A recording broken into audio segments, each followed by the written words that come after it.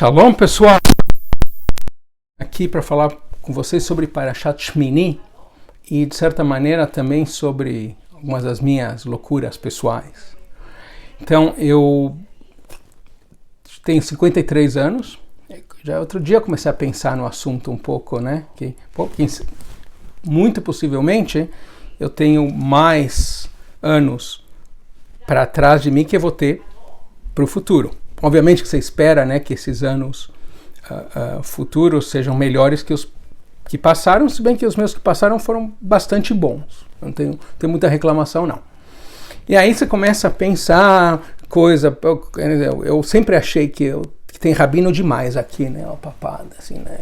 Gordo. Quem sabe eu deveria pensar em perder peso.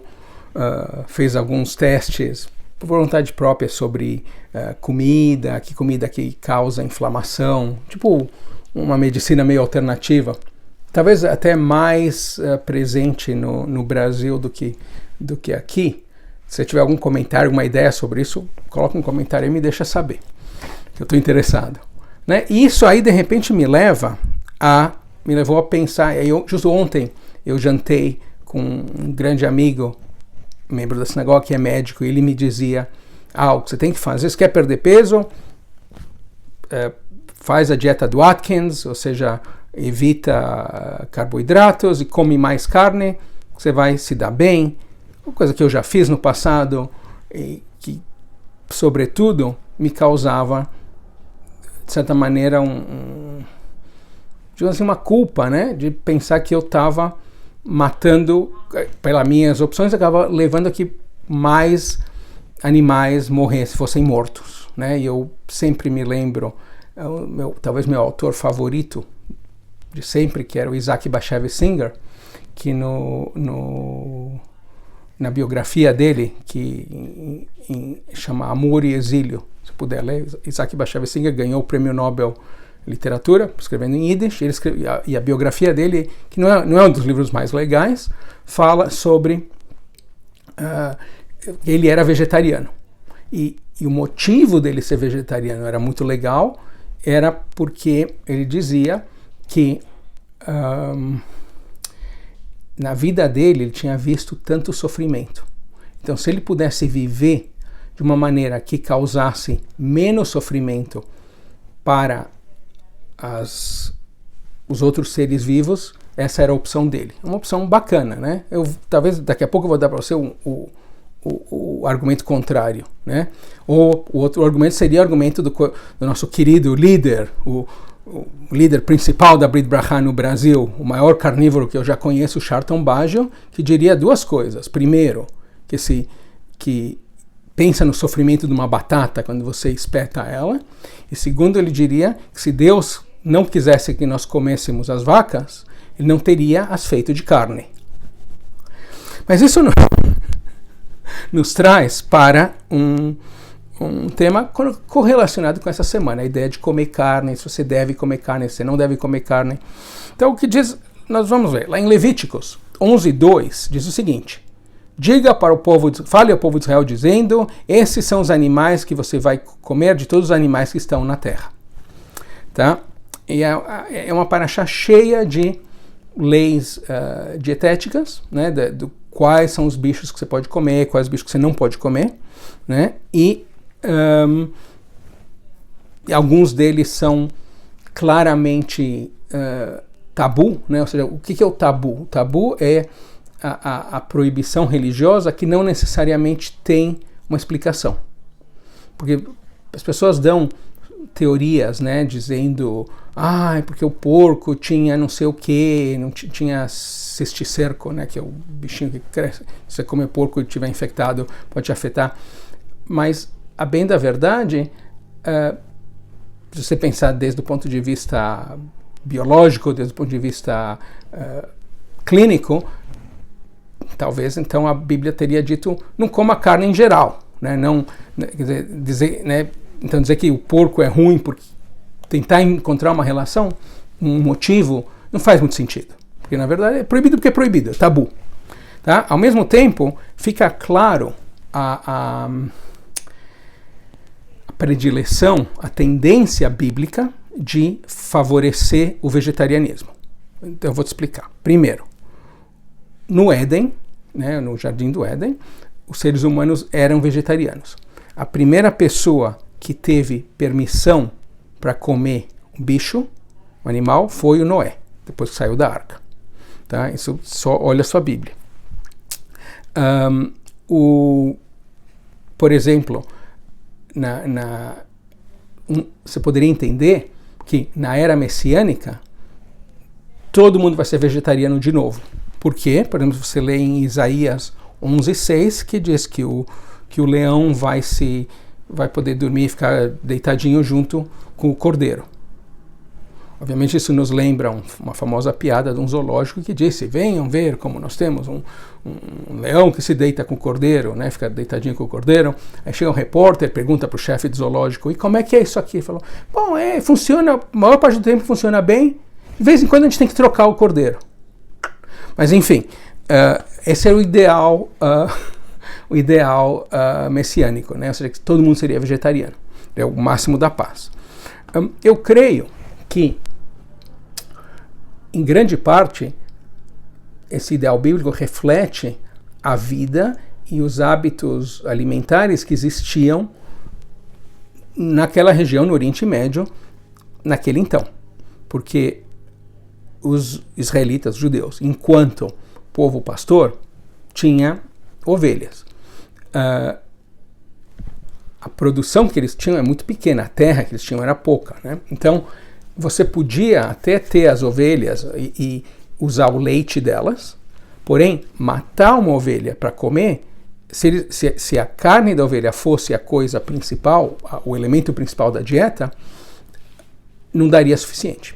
E, de fato, há muitas indicações que a base da dieta do israelita no período bíblico, etc., especialmente depois que já se fixaram na terra, né, que não eram nômades andando, perambulando, mas talvez pastores que tinham uma certa área, mas estavam fixos, também era agricultura. Então a maior parte do que eles comiam era vegetais e pão. E a grande maioria das calorias que o israelita comum daquela época consumia era azeite de oliva. Tá? Isso eu tenho certeza.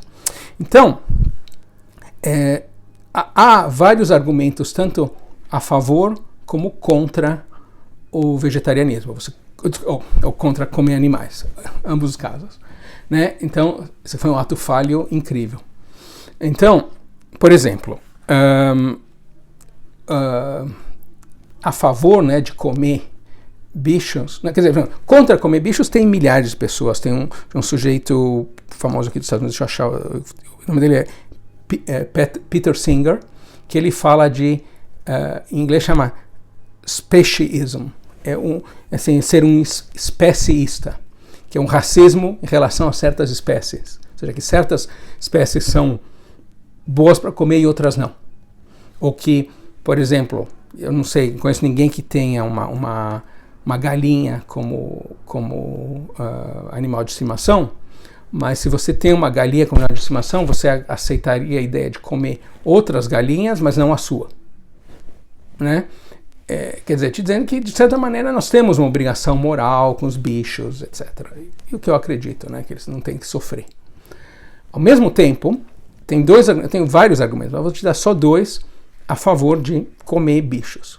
O primeiro vem de um dos grandes sábios norte-americanos, Benjamin Franklin, que ele disse: se os peixes se comem uns aos outros, então eu também posso comer peixe. Bom argumento.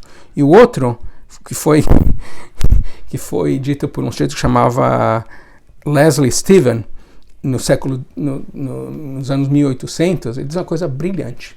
Ele disse assim, que ninguém tem mais interesse no fato de que eu coma bacon, né, tocinho, do que o porco. Por quê? Porque se não fosse pelo fato de que porcos estão sendo consumidos, como tocinho, etc., os porcos nunca seriam criados. Ou seja, ele tinha razão. Ou seja, hoje em dia, ainda naquele então, vaca, porco, galinha era um produto agrícola. né? Não necessariamente plantando na terra, mas você permite que o animal cruze, porque você vai precisar dos filhotes para um propósito. Então, pelo menos, eles vivem uma vida, um período de vida que eles servem, né? No qual eles são úteis para a humanidade, porém, o final deles acaba sendo morrer, que eles iam morrer de qualquer jeito, porque todo ser vivo morre. Porém, nesse caso, né, eu acho que o que é errado é, obviamente, o animal sofrer. Você criar um bicho em condições ruins, ou não dá para ele suficiente espaço, ou não dá para ele comida adequada, que eu creio que em geral não se faz de qualquer jeito. E eu creio, né, que essa ideia ela vem muito da Bíblia, porque no final o que nós aprendemos dessa Parashá Shmini é que se você quer, você pode comer alguns animais, tem que ter limite, e sob que condições, né? Então, eu acho que no final o que a Bíblia busca não é nos fazer santos, né, nos fazer perfeitos, porque nós somos humanos e portanto somos imperfeitos, mas pelo menos tentar criar limites. Então, dizendo, olha, se você quer comer carne, você pode, mas baixo sob essas circunstâncias. Essas que você pode comer, essas você não pode comer, se comer desse jeito, daquele jeito, e tudo que está explicado na Parashá e que parte da tradição judaica, né, de como fazer a carne kasher, etc. Então, eu diria que isso que é importante no final você tentar encontrar um meio termo, que talvez esse meio termo não é o meio termo ideal, não é nem sequer o meio termo, mas é um termo que pelo menos põe limites no seu desejo e tenta fazer a situação o mais justa possível para todos envolvidos, até mesmo os coitados dos bichinhos. É isso aí. Shabbat Shalom. Espero que vocês tenham gostado. Se gostou, dá um joinha, dá um like. Se você recomende para seus amigos, se você achou tudo que eu falei imbecil, recomenda para seus inimigos, assim eles perdem o tempo, ficam assistindo aqui. Se tiver algum comentário sobre dieta, você acha que enfim, você quer dizer, Rabino, não perca peso, não consigo conceber de um mundo com menos Jacques Kuckerkorn. Isso é um comentário muito válido. Ok? E acho que é isso aí. E se você tivessem morrendo de vontade de diminuir o peso na sua carteira para favorecer esse esforço, tem um Apoia-se, e quanto mais você quiser aprender, entre na Brit Brachá, temos muita informação para você. Isso aqui é só um comecinho. Shabbat Shalom.